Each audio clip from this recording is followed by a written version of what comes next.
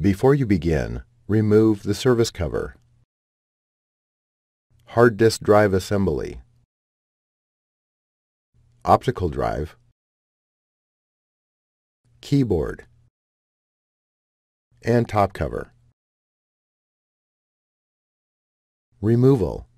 Remove the function button board ribbon cable from the routing channel that secures it to the top cover. Remove the 3mm P1 Phillips head screw that secures the function button board to the top cover. Remove the function button board from the alignment pin and retention tab. Reverse this procedure to install the function button board. Thanks for watching. Please click subscribe for more videos and weekly updates.